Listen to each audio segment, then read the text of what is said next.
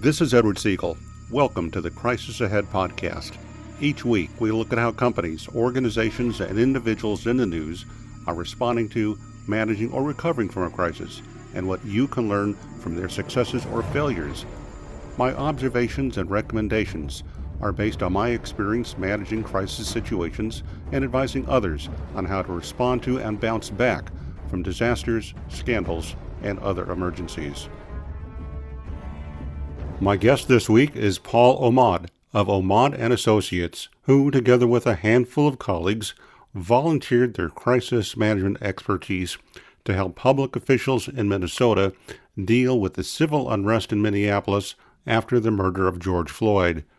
But before Paul joined me, I want to say a word about trust and credibility when addressing a crisis.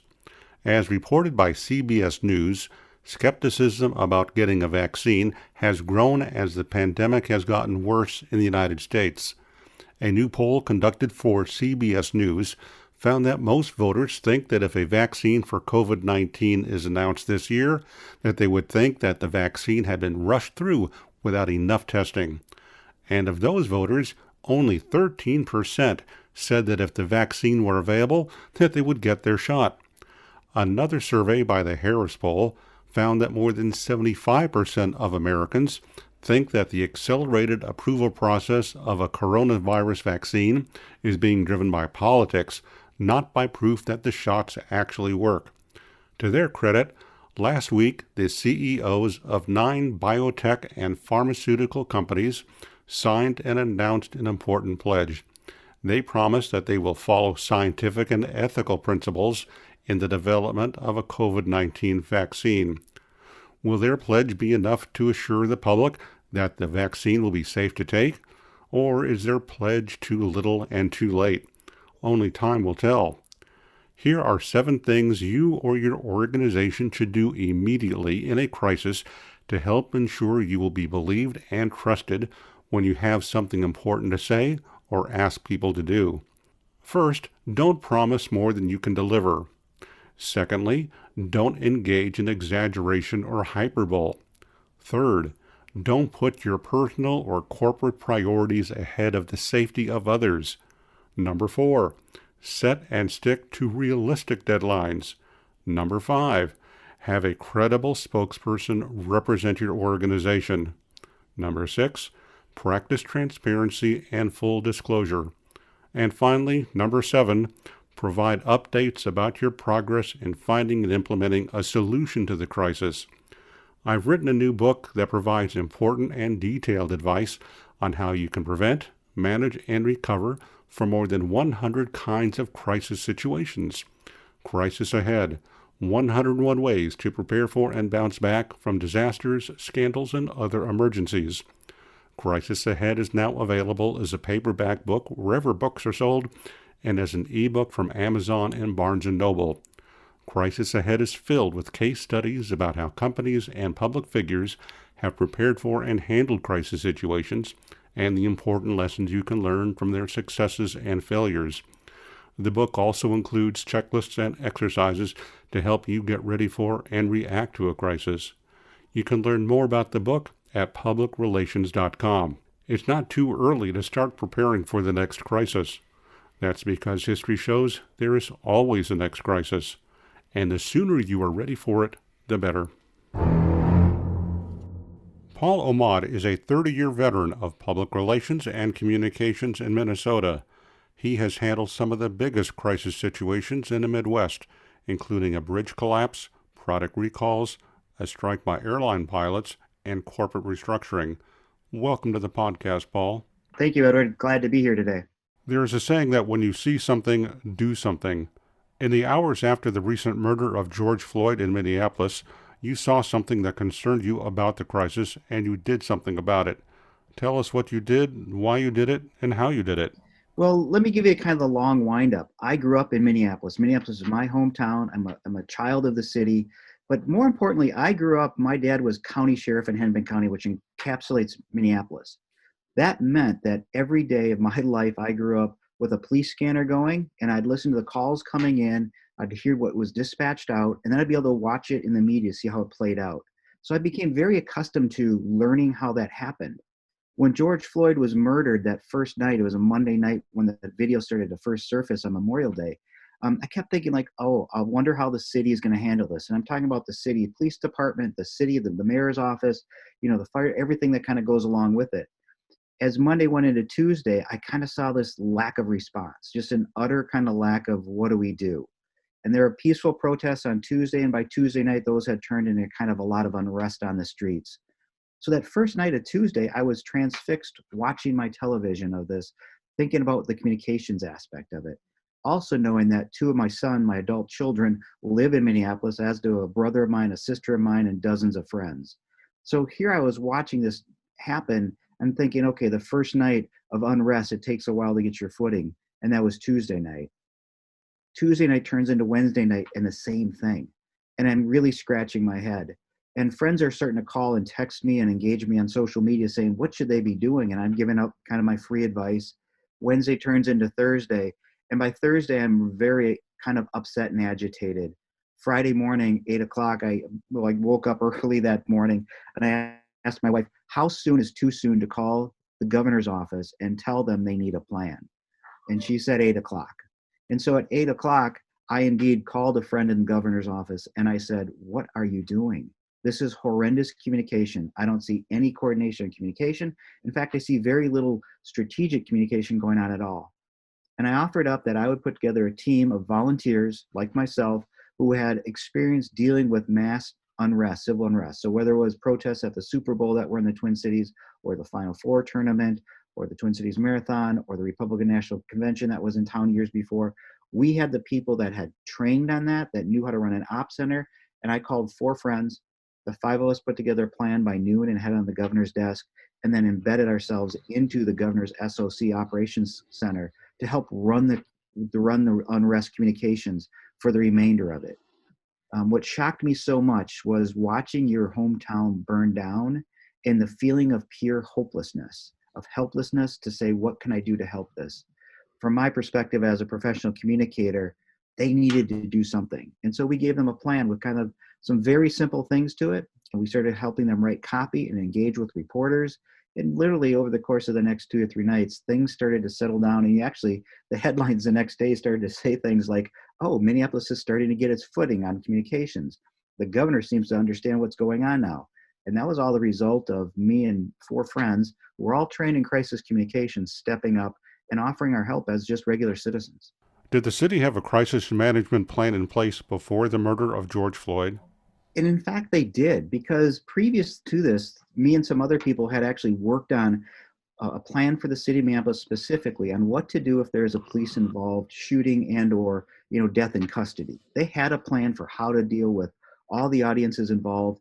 And the funny thing was, and I don't think this is funny, haha, but the ironic thing was the first night of the crisis when the mayor of Minneapolis came out and did a press conference at 1:30 in the morning after the city had kind of started to burn down. He finally surfaces and someone asked him what the plan was. And he said, yeah, I know there's a plan. We're not going to use it.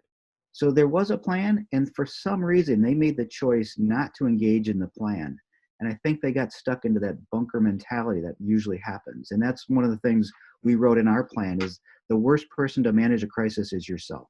You should always bring in someone to help you, to give you that objective kind of third party opinion on things and let us come in and handle it. The rule of thumb is never manage your own crisis. And I think that was none more true than when Minneapolis was burning. Well, so I brought together a team of 4 other people. John Austin runs J. Austin Associates. He specializes in crisis communication, much as I do. I asked Ted Davis to join us. Ted is now the Vice President of External Affairs for the Shandwick office here in the Twin Cities. We called in Bob Hume. Bob Hume used to be the governor's chief of staff in Minnesota, and he works for Thunheim Partners. And then we brought in Laura Cederberg, and Laura has a vast portfolio of working state government and other things in the PR world. So the 4 of us actually, I made 4 phone calls and everybody said yes. I knew all these people had the skills and the talents to do the job that needed to be done, and we all just jumped in it without question. There were tons of Zoom calls to get us coordinated. There was a Google Doc where we wrote the plan. And again, we wrote a plan, about a 20-page plan, in less than 3 hours because we were able to work in one Google Doc and keep the information going and build it out fairly quickly. We also had a text chain and a Twitter things that we were using back and forth. So a lot of electronic communication was going on between us. And then Bob and Laura were the ones that actually were in the operations center at the state because they actually lived closest and could get there the easiest. And so they were there on the scene. And then John, Ted, and I were feeding them information and writing things that we could email to them so that when the governor did speak, they were taking the language that we had written, or the commissioners spoke, that they had the language that we had helped prepare for them. What aspects of the crisis did your friends and colleagues handle? Yeah, so the people that were on my team were a gentleman I worked with in the airline business who had done plane crashes with me, who had done pilot strikes with me, who had done the Super Bowl protests alongside me. So we worked together on that. People who had done the Republican National Committee when that was in St. Paul, and that was kind of a lot of protests back and forth, lots of arrests on the street. People that had worked in an SOC operations, an operations center during a joint operations center during a crisis.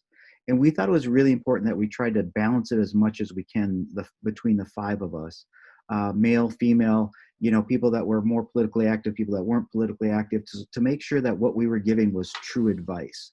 And our job was to be advice and consult. And we were then started helping them write materials for people when they went out to the podium, because we could understand the messaging better, not to be reactionary, but to offer hope to move things forward. So we were doing a whole bunch of activities. We had, by the time this ended, we had 2 people in the ops center full time, and the other of us were off site because you didn't need to physically be there, feeding them information, watching social media, helping line up specialists and experts to talk about certain topics to get the debate going the right way and the discussions going the right way, finding reporters that we could embed with and work with them to tell better stories, to try to settle things down, because there was no strategy to kind of look at the audience of just regular residents who were wondering what's going to happen every night after curfew. When things got dark, things got awfully violent, and a lot of outside agitators were coming in to make things worse. For those who may not be familiar with the acronym that you used earlier, tell us what SOC stands for. Depending on what form of crisis center you run, the special operations center or a joint operations center, so they call it a JOC or a SOC. So that's where all the government agencies come together. They bring their communications. So you'll have the state patrol, you'll have the Minneapolis police, Minneapolis fire, you'll have Red Cross, you'll have everybody that does response there in one room, and you'll have a commander in the room that runs it. And so we had run this during the Super Bowl, for instance, which was the most recent time this was stood up. And that helped coordinate protests and responses to it. And you get the sense of how those things will work. It wasn't that the state didn't have it. It was just that they didn't do anything with it. And that's where they needed people that could help them with it. If you've never done this before, you don't want to learn on the job in the middle of a crisis, literally when your city is burning down. How long did you and your colleagues continue to work with the city? So we started on that Friday, and we worked with them for about the next week or so. And then after that, we also helped with George Floyd's funeral. And there were over 250 reporters there from around the world at that funeral. And so we beefed up the team that we had to actually help do one-on-one media relations with all those reporters, so that we were coordinated in the messaging and the response and the access to the event, and to make sure that the family was able to grieve the way they needed to grieve. And so we managed all the way through that. And now there's a few of us that are actually helping the city of Minneapolis as much as they will allow us, give them advice on how you start doing to rebuild. And actually, we had an incident about 4 or 5 days ago where a murder suspect actually ended up shooting himself downtown Minneapolis on one of the main thoroughfares, as the police were closing in on him. And the unrest kind of started again, and you could see it starting. And instead of doing nothing, the city actually mobilized and activated. We actually did some stuff. We actually saw the governor of the state come on Facebook Live and start doing videos so people could see what the governor was saying about it, what the state patrol was saying about it. And they did what we encouraged them to do, which was to have a regular cadence of communication with multiple sources that were aligned in their messaging. So we saw faith leaders go out into the streets. We saw political leaders go out into the streets. We saw civic leaders go out in the streets to try to keep the peace. And actually, the headline in the paper the next day was "A Better Response to Minneapolis Riots." And that was because they had actually listened to our advice and kind of incorporated it into what they did. So in some regards, we think our plan is still in place. The tenets of our plan are still in place for when this happens again. We kind of think that there might be some more rough times just because of what's happening in our country generally with clashes and protests in the streets. Are you still in touch with the elected officials and their staff? Absolutely. And again, none of us did this for pay or money, and so we do get calls from them on a frequent basis. More often than not, it's a text that says, "Hey, give us your opinion on this. What advice would you give us for this?" And so we've kind of become their unofficial kitchen cabinet of advisors to help them when these things happen. And I think what's really needed is after things settle down, is that people do come together and have a discussion on this so everybody can learn from each other on how to do this better. And part of that, again, I grew up in Minneapolis. This is my hometown. It pains me to see it. And I think we need to have that type of an honest discussion among all the players in the communication space so that we can learn from this, extend that learning to more people who can apply it when it's needed and move us all forward. For what you did and how you did it, would that serve as a template for others across the country on how to plan and respond to civil unrest? Yeah, and part of this is not like something we invented out of thin air. This was best practices based on what we had learned through whether it was FEMA training, Red Cross training, whatever the training was, layered in with our experiences and actually a better understanding than I think elected officials had on social media. So we took what we knew, we took our experience. Nothing beats experience when things are happening like this. Again, if you've never felt that kind of the sting of watching all this happen and the pressure that that puts a person under, we're able to kind of decompress that in a system. And typically, the people that were on my team, we actually get calmer during crisis because we've seen this before. We've learned how to compartmentalize it in our minds and be objective about it so we can give the best advice possible. What would you list as the major best practices that others should keep in mind when they have to deal with a crisis? I think the number one thing is don't be afraid to involve someone else to come and help you. It shouldn't be a pride thing. It should be about getting out there. And the second thing is that crisis situations abhor a vacuum. So you have to fill that vacuum with a regular cadence of information with your point of view and then repeat it, repeat it, repeat it across multiple channels and with different voices that can align. And I think those were the two biggest mistakes they made of doing and saying nothing and also kind of thinking like they weren't understanding. They were so in the bunker mentality. They weren't seeing what the public was seeing and all the different audiences that make up a public. In the aftermath of this crisis, has the city taken steps to prepare a crisis management plan to deal with similar situations? And are there any plans for them to practice that or any other plan? That's a great question. I don't know the specific answer to that, Edward, but we're pushing them on that. Our group, again, we're Minnesotans and we like to kind of figure out how to do things the right way. If they don't have it on their agenda, I'm going to put it on their agenda. Are you and your colleagues available to help others across the country who are facing similar situations? It's not a bad thing to ask others for advice. And when we watch this unrest unfold in other cities, you try to deconstruct what they're trying to do, we can give them advice very quickly as to what they should be doing, how they should be doing it. Understanding that, every crowd dynamic, a crowd is kind of a living, breathing organism. And you actually have to seed information into the crowd because crowds will react different ways when you give it communications inputs. And we see this sometimes in crowds where if you study how a crowd will morph and change and the bad actors in the crowd, what we typically find is that in most unrest situations, it's not the majority of the people that do the bad things, that are setting fire to things. It's people on the fringes. And more often than not, the people that actually in Minneapolis after the riots that have been arrested were done it because local people were filming them on their phones and then able to turn that over to law enforcement so they could go find those people. And so part of that is seeding that information of what do I do when I see someone, when I'm peacefully protest, doing something that is dangerous and wrong. And we all carry a camera with us now that has video capabilities. So extending that out. And I think that's part of the communications that we need to put in there, depending on the city and the situation, to help people kind of keep the peace.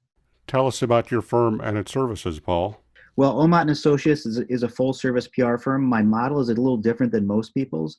I don't have employees. I have partners that I can flex up or down. So I can go from one person to 100 people, depending on what my client needs, and bring in the specialists that we need. So my firm is built to be nimble and fast to go into situations. I have a network of people that I call into. About half of my work is crisis work, but of course you can't schedule crisis work Monday through Friday. So I also do a bunch of public relations marketing things on an ongoing basis for a variety of for-profit and not-for-profit clients. My rule of thumb is when communications are critical to your success, I'm the person to call. Website is www.omottandassociates.com, and Omodt is spelled O-M-O-D-T, and associates.com. You can find us on there, or I'm prominent on LinkedIn and Twitter. Thanks again for being on the show today. You're welcome very much. I appreciate the opportunity to talk with you, Edward, and kind of get on a show as fun and interesting as yours is. My guest today has been Paul Omodt of Omodt and Associates.